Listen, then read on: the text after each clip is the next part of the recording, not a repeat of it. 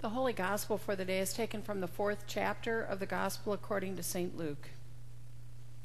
Jesus, full of the Holy Spirit, returned from the Jordan and was led by the Spirit into the wilderness, where for 40 days he was tempted by the devil. He ate nothing at all during those days, and when they were over, he was famished. The devil said to him, "If you are the Son of God, command this stone to become a loaf of bread." Jesus answered him, "It is written, 'One does not live by bread alone.'" Then the devil led him up and showed him in an instant all the kingdoms of the world. And the devil said to him, "To you I will give their glory and all this authority, for it has been given over to me, and I give it to anyone I please. If you then will worship me, it will all be yours." Jesus answered him, "It is written, 'Worship the Lord your God and serve only him.'" Then the devil took him to Jerusalem and placed him on the pinnacle of the temple, saying to him, "If you are the Son of God, throw yourself down from here. For it is written, 'He will command his angels concerning you to protect you, and on their hands they will bear you up, so that you will not dash your foot against a stone.'" Jesus answered him, "It is said, 'Do not put the Lord your God to the test.'" When the devil had finished every test, he departed from him until an opportune time. The word of the Lord. Thanks be to God.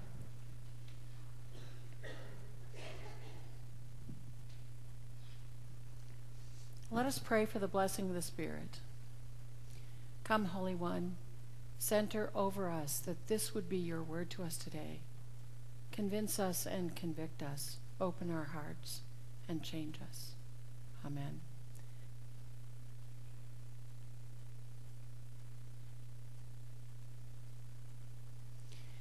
Years ago, when I was still in the practice, a young woman in her early 30s came in to have her eyes examined.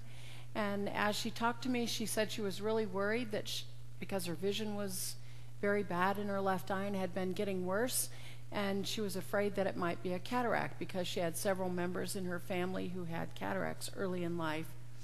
I said something to the effect, "Oh, you probably shouldn't worry about that. It's very rare to have an early cataract like that. We'll probably find something else." But as soon as I shined a light in her eye, even without magnification, I could see that there was a cataract there. And when I put her on the biomicroscope, I could see not only was there an advanced cataract, but it had come loose and was dislocated and needed to be taken care of immediately. And not only that, but there was a cataract in the other eye as well. I tell you this story because I think it's part of our human tendency to think that we just know what's wrong in the world around us without really looking into it very much. We just sort of make decisions and assumptions about what's wrong without really digging in to what's going on. And I see us doing that in the world around us. What's wrong with the world today? It's a mess. It's violence. Oh, that's guns or drones or the wrong people making the wrong decisions. But what if the problem is really a problem in our spiritual lives? What if it's sort of that remnant of Cain and Abel that lurks inside of all of us? Oh, the economy is what's wrong. We spend too much, tax too little, have too big a debt. It's the banks at fault. It's the markets at fault. But what if the problem is really a deeper problem? A problem in our spiritual lives. The sense that we have that material things become almost like a god to us, and we worship them, and so therefore we can't let go of the very things that are hurting us. It must be the youth that's the problem, right? I mean, some older folks think that the youth are disrespectful and loud and they don't understand their music. And some youth think that the elders don't understand them, don't want to understand them, and don't have any idea what it's like to live under the pressures that they have. But what if the problem is something deeper? What if it's a spiritual living problem in all of us? A sort of Jacob and Esau, Rebecca and Isaac kind of situation that replays itself over and over again. And marriages are a mess. No one makes vows that they really mean it's men's fault. Well, it's women's fault. But what if the problem is more grounded in who we are as spiritual beings? That there's a spiritual issue in the living of our lives. Something that's related to David and Bathsheba that just keeps peeking its head up and allows the brokenness in our lives to break us in our relationships. It's all around us. The world's a mess. And we want to have a reason for that, and we want to have someone to blame. It's the politicians. It's the press. It's the blacks, the whites, the Hispanics. It's the drunks and the lazy people. It's the teachers. It's the unions. It's the short people, the tall people, the small people, the fat people. It's, I don't know, maybe it's the CIA, the FBI, the NCIS, or the Coast Guard. Could be that it's Mother Apple Pie and Flag. We're looking for something to blame without stopping to recognize that perhaps the issue has to do with our spiritual lack of wellness, that in among us is sort of a corporate, a collaborative sense that we really are broken from God, that we really have a propensity to sin, and that we have very little capacity to stave off the things that tempt us, even if we know that they'll hurt us. Earlier this week, on the very same day that the Pope announced that he was going to resign, it wasn't even just a couple of hours later, I started hearing commentators talking about that.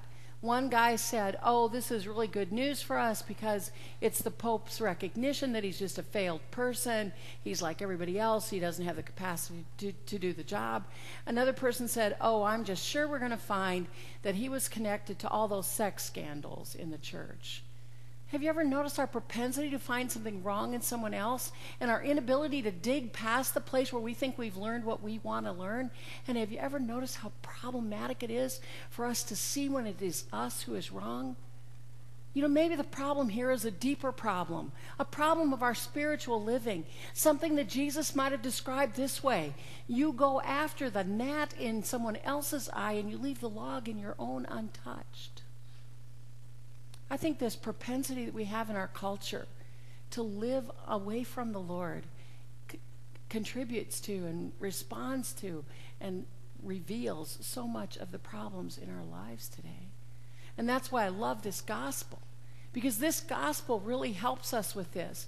Just the very fact that Jesus himself is tested helps us to be able to look at our own lives in a different way, to be able to see that propensity that we have in ourselves for a broken relationship with God. And when we do that, and we really must, because if we don't, we will easily succumb to the kinds of things that tempt us away from God.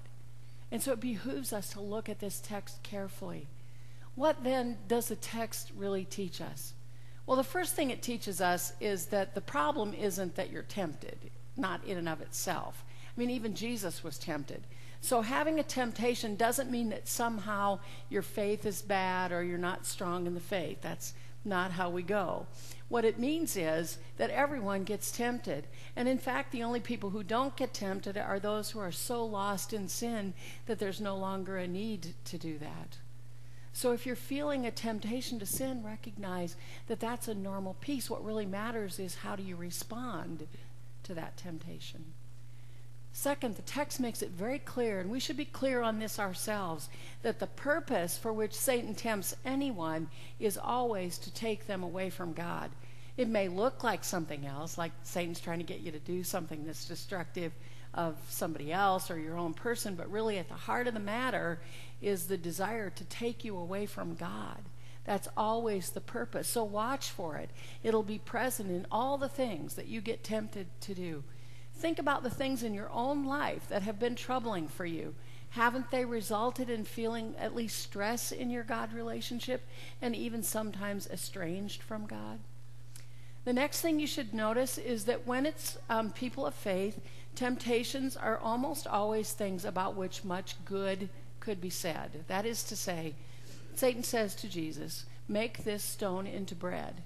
In a world that's hungry, that's a pretty good thing. It's not the event itself that is a bad thing. The problem would be if you do it out of sync with God's will, or if you do it for your own purposes or for selfish reasons.